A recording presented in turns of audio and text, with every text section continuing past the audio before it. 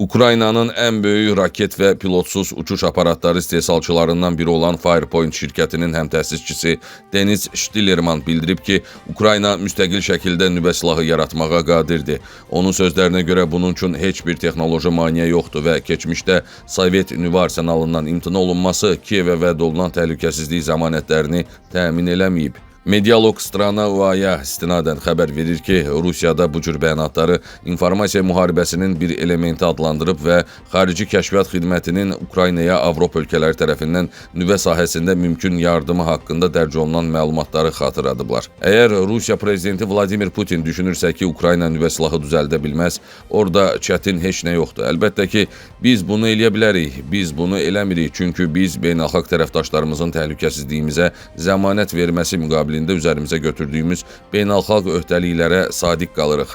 Onlar öz öhdəliklərini yerinə yetirmirlər, lakin biz hələ ki öz öhdəliklərimizi yerinə yetiririk deyə Ştillerman Ukrayna nəşrinə müsahibəsində bildirib.